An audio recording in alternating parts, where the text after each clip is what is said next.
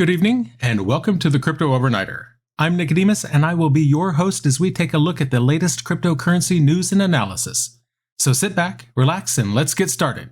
And remember, none of this is financial advice. And it's 10 p.m. on a Monday, May 8th, 2023. The tiny European country of Liechtenstein plans to accept Bitcoin as a payment option for government services. Prime Minister Daniel Riesch was speaking with Handelsblatt when he said that any crypto received as a payment would likely be immediately exchanged for Swiss francs, which is their national currency. The PM didn't specify a timeline for adding the payment option. He did say that crypto is too volatile to trust with portions of the country's multi-billion-dollar annual savings. However, he noted that the assessment could change in the future. Liechtenstein's decision to accept Bitcoin is a sign of the government's growing acceptance of cryptocurrencies worldwide. Several countries have begun to explore the possibility of using cryptocurrencies for government services. In 2021, El Salvador famously became the first country to adopt Bitcoin as legal tender. In 2022, the Central African Republic became the second country to do so, although in my opinion that wasn't such a good move. Less than 10% of the population has internet access, which is pretty important if you're going to make that a legal tender.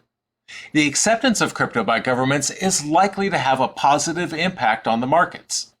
As more and more people use cryptocurrencies, demand will increase. This acceptance will drive up prices. Liechtenstein's decision to accept Bitcoin is a positive development. Governments are beginning to see the potential of crypto. This will lead to increased adoption by businesses and consumers alike. In 2022, a controversial new law in Estonia was enacted. This law has reduced the number of registered cryptocurrency firms in the country by around 80%. It requires cryptocurrency firms to keep substantial capital reserves and have genuine ties to Estonia. Now, as a result of this law, around 200 cryptocurrency firms have withdrawn their licenses. Around that same number have been rejected by the country's Financial Intelligence Unit. The FIU said that it saw suspicious circumstances on many applications. So some of those applications suggested links to unlawful activities.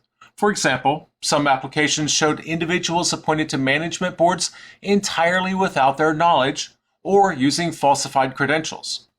The FIU's director is Matthijs Maker, and he has said that the law will help professionalize the cryptocurrency industry and to make it more difficult for criminals to use cryptocurrency to launder money. Estonia is one of many countries that have tightened its regulations on cryptocurrency in the recent years. The tightening of regulations is likely to impact the cryptocurrency markets significantly. It could lead to a decrease in the number of cryptocurrency transactions and a decline in the value of crypto. However, others believe that the regulations could help legitimize the industry, thereby making it more attractive to investors. In the meantime, it is clear that the industry is going through a period of significant change.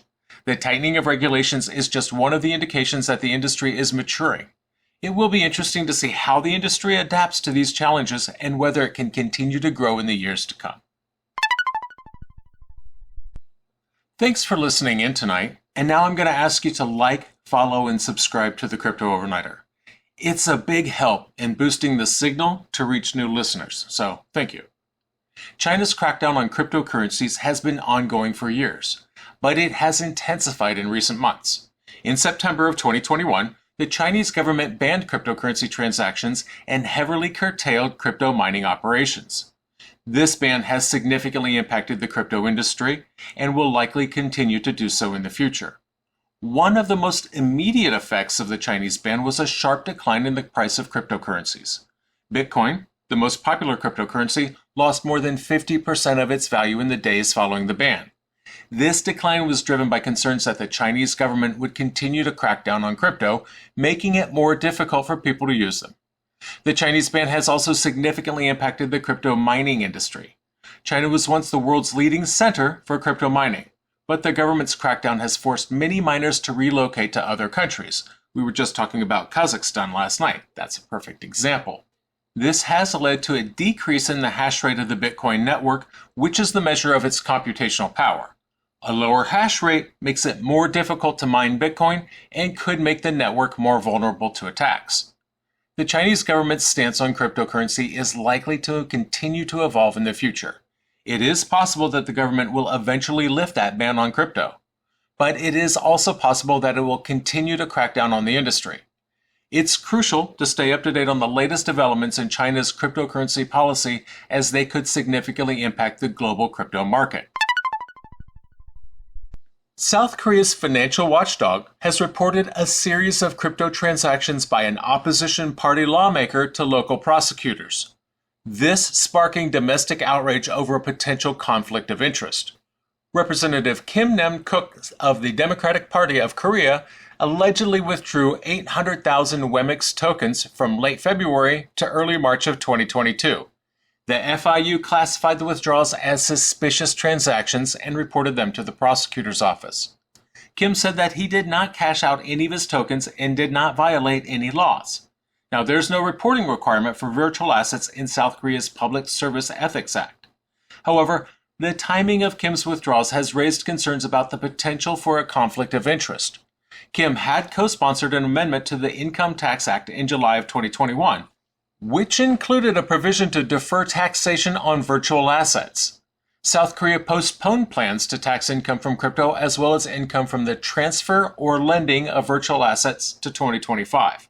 Now, this investigation is still ongoing, and this case has harmed the South Korean crypto market.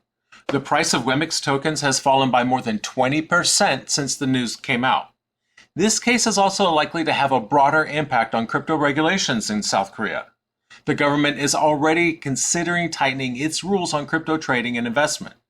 The investigation into Kim's transactions could lead to even tighter regulations, further dampening the South Korean crypto market.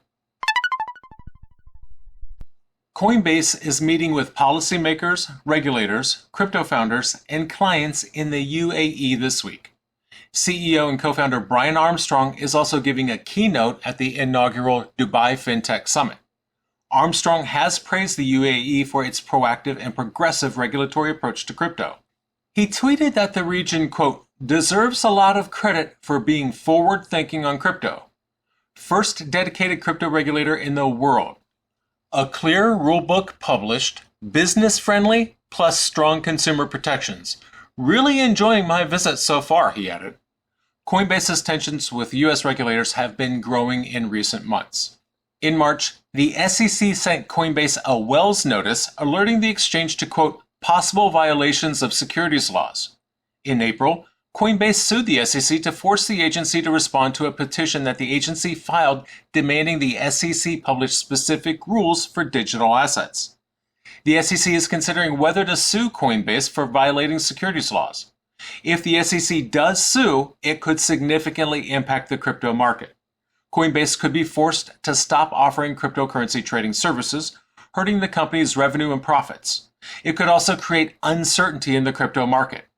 Despite the challenges it faces in the U.S., Coinbase is, quote, 100% committed to the home country over the long term. Armstrong said as much last week during the company's earnings call. Quote, let me be clear, we're 100% committed to the U.S. I founded this company in the United States because I saw that rule of law prevails here. That's really important, and I'm actually really optimistic on the U.S. getting it right. Coinbase's efforts to expand into the UAE could signify things to come. As more and more countries develop their own crypto regulations, we could see other major crypto exchanges follow Coinbase's lead and look to set up shop in jurisdictions with more favorable regulatory environments. And that brings us to our cover story for tonight. Crypto exchange Binance halted Bitcoin withdrawals for the second time on May 8th, citing a large backlog of pending withdrawals. The exchange tweeted that it was temporarily closing off Bitcoin withdrawals due to a large volume of pending transactions. It added that the transactions were still pending, as its set fees did not anticipate the recent surge in network gas fees. Binance said it was replacing the pending withdrawal transactions with a higher fee so that they get picked up by mining pools. The exchange said that it would resume withdrawals once the transactions were processed. The second withdrawal halt comes just 2 days after Binance temporarily suspended withdrawals on May 7th. At that time, the exchange said that there was an outflow of transactions on the Bitcoin blockchain. The recent withdrawal halts are likely to harm the crypto markets. Bitcoin's price has fallen around 3.5% from its weekly high of over 29,700 on May 6th. It remains to be seen how long Binance will keep withdrawals halted. Now, the last that I heard, Binance said that it was working on enabling withdrawals via the Lightning Network. That could help mitigate future withdrawal halts. In the meantime, investors should know the risk of using Binance or any other cryptocurrency exchange. Withdrawals can be halted for various reasons, and your funds are not guaranteed to be available when needed. I keep saying, custody your own crypto. Ripple CEO Brad Garlinghouse said on May 8th that the company spent $200 million defending itself against a lawsuit brought to it by the SEC. This lawsuit was filed in December of 2020. It alleges that Ripple sold XRP tokens as an unregistered security. Now, Ripple has of course denied the allegations, arguing that XRP is a utility token, not a security. This case has been ongoing for 2.5 years, creating headwinds for the U.S. crypto industry. Garlinghouse has said that the SEC's lawsuit has, quote, hurt innovation in the United States, making it more difficult for companies to raise capital. He also said that the SEC's approach to regulating crypto is unclear and arbitrary. He called on the SEC to clarify its regulations so that companies can operate with certainty. Garlinghouse's comments came as the SEC faces increasing scrutiny from lawmakers and regulators. Several lawmakers have recently called on the SEC to clarify its crypto regulations. The SEC is also facing a lawsuit from cryptocurrency exchange Kraken. That suit alleges that the SEC is discriminating against crypto companies. The outcome of the Ripple lawsuit is likely to impact the U.S. crypto industry significantly. If Ripple is found to have violated securities laws, it could set a precedent that makes it much more difficult for crypto companies to operate in the United States. On the other hand, if Ripple is found not to have violated securities laws, this could be a significant victory for the crypto industry. It could lead to more clarity and certainty from the SEC. And that's going to do it for us tonight. I want to thank you, my listeners, because when you stop listening, I will stop talking. If you enjoyed tonight's show, please like, follow, subscribe, leave a rating or a review. And in the meantime, we'll see you tomorrow night.